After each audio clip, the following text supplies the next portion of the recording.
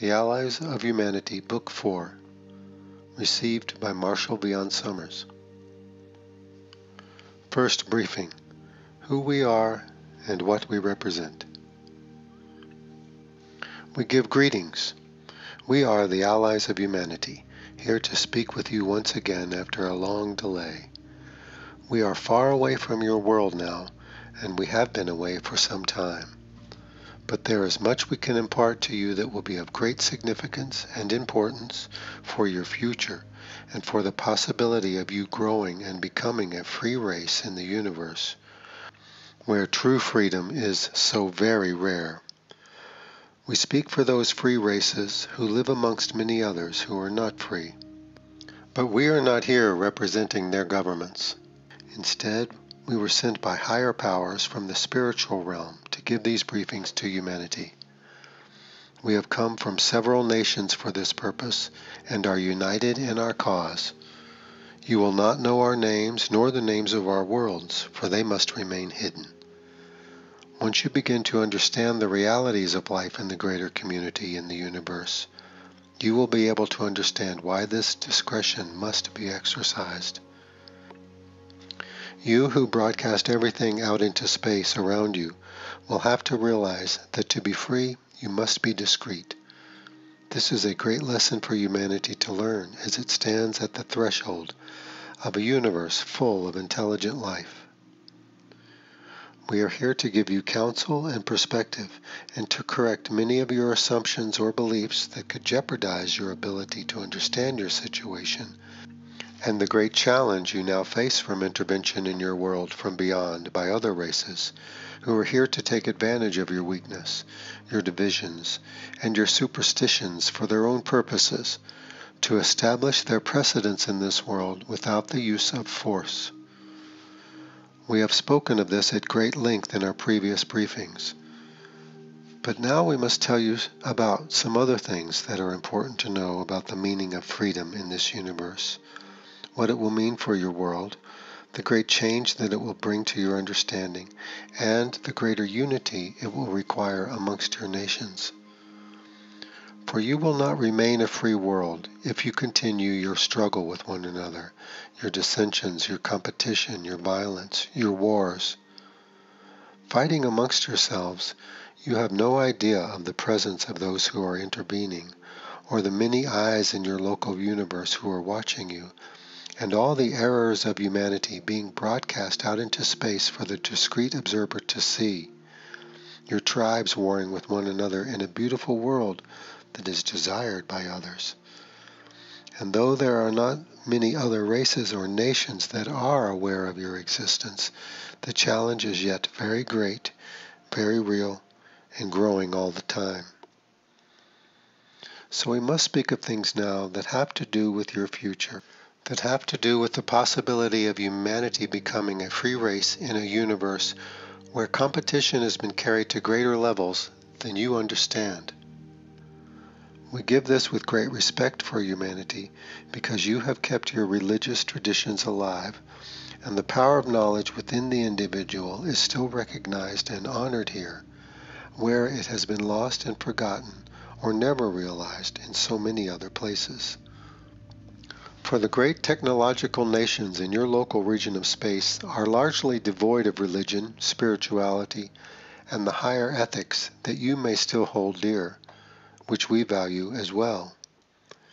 You stand at the great turning point of whether you will fall into submission to foreign powers, or whether you will rise up from your endless conflicts to establish yourself as a free nation.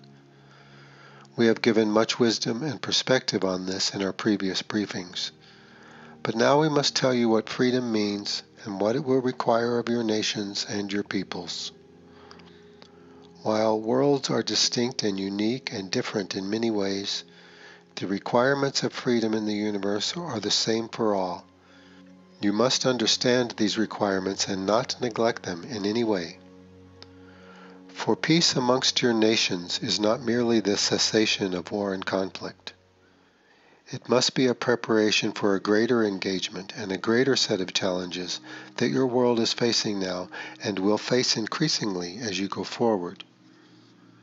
Your freedom now is to protect the world, to insulate the world from those powers that will all seek to intervene here, both through the physical environment and through the mental environment. The freedom that will require your nations to be cooperative will also require that there cannot be dissension, for the influence from the outside, from the greater community, will seek to stimulate dissension, as it is doing now. It will seek to weaken the strongest nations by engaging them in endless and intractable conflicts and competition. It will seek to weaken people's belief in their own governments and institutions, as is occurring now. The strength of human leadership and institutions must become stronger in the future and more united between nations and across the nations. For what will unite humanity is the challenge of the greater community. What will require cooperation will be the threat of intervention from beyond. What will elevate humanity in its unity and purpose is its emergence into this larger arena of intelligent life. Freedom here is not the freedom to be chaotic or the freedom to break down into individualistic purpose and pursuits alone. It is the freedom to insulate and protect your world from the greater technological powers that exist around you, who will seek to persuade you and to divide you through subtle means. For conquest is not allowed in this region of space. We have spoken of this at length before. Yet it must be repeated, for humanity is still very warlike and competitive in its attitude. It will think of intervention in military terms.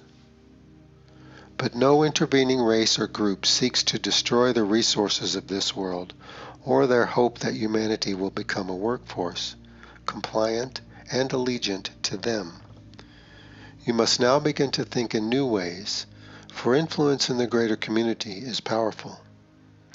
It is the threshold that is awaiting you now. Your freedom in the future, should you be able to gain it and maintain it, will limit individual freedom out of necessity. For all the citizens of the world will have to be committed to the protection of the world. It will be fundamental. Though once you begin to see the tentacles of the intervention in the world today and in the future, this understanding will grow and must become part of your foundation. You do not realize you live on a beautiful planet in a universe of barren worlds. Most habitation in worlds is a product of advanced technology, and the worlds of origin of advancing races have largely been despoiled, such as you are despoiling your world now. It is a greater community awareness and understanding that we are advocating here today with you. You cannot think like primitive people, for the universe you are facing is not primitive.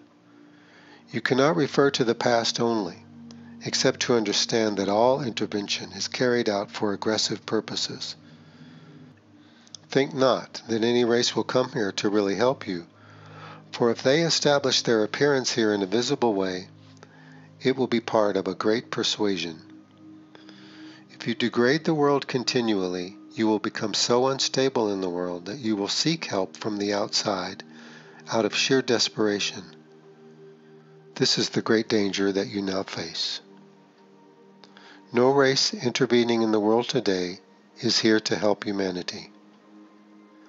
They are competing races here, competing for advantage in this world, a world of great opportunity and wealth.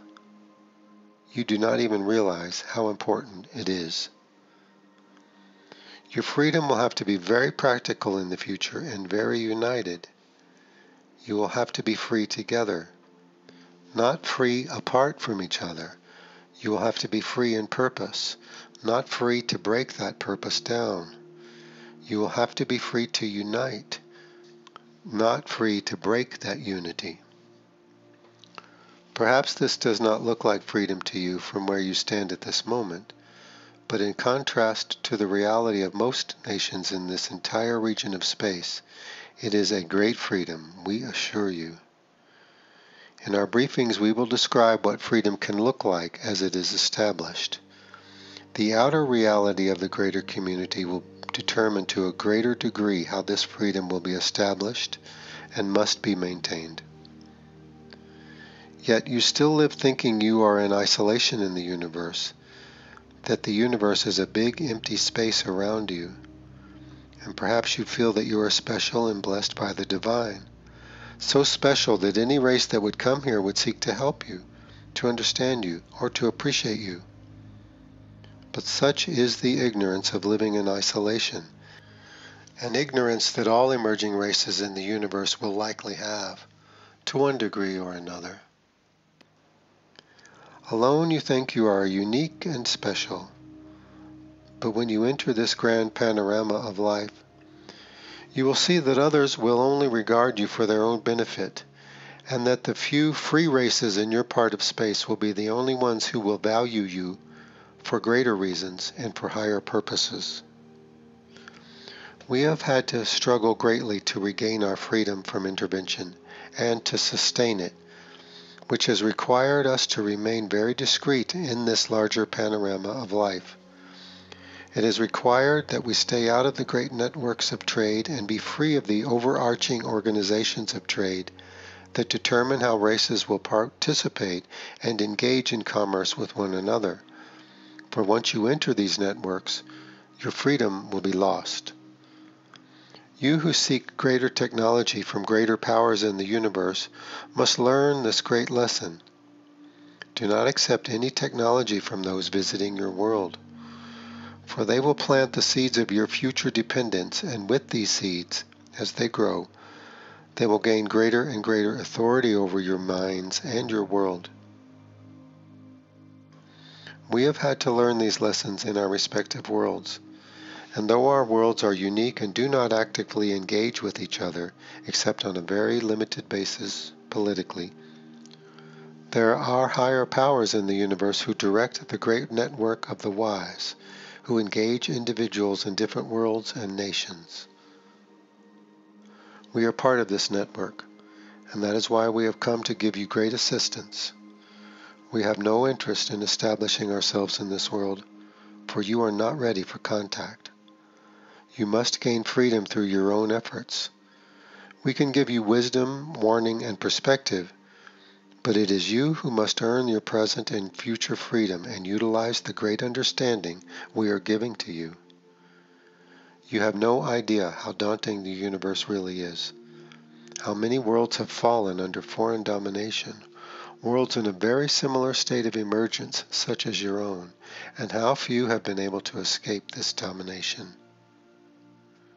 It is in part the work of the higher powers to support this freedom in races that show potential for it, higher powers assigned by the divine to protect knowledge in the universe, greater wisdom, purpose, and meaning. Otherwise, advancing technological societies end up becoming ever more like one another, secular, rigid, dominating, competing with each other constantly for advantage. They would not value your individual freedom, but only see you as being chaotic and destructive to your world. They do not understand the things that we speak of. They do not know of the higher powers, and if they do have an awareness of this, they will seek to suppress the expression of these powers wherever they can. This is the reality of life in the universe, the reality of separation from the divine presence and purpose. Separation under which you live constantly as well. To break the chains of separation requires unique wisdom, power, and strength, which you must cultivate and which must be supported in you from higher powers. When we speak of higher powers, we are not speaking of races of beings in the physical dimension, for there are no enlightened races in the universe, really, only small groups of wisdom connected with each other through both physical and mysterious means. In this way, the networks of the wise can communicate through the unseen powers, the angelic presence, without ever having physical contact, which in so many cases could never occur. This is humanity's great challenge. the challenge to its freedom and sovereignty in this world. As we continue, we will talk about the meaning of this freedom, the requirements of this freedom, and the great strength that must be given to sustain it amongst so many nations who are not free. It is a great truth in the universe that the wise must remain hidden to remain wise. This is the great lesson before you now.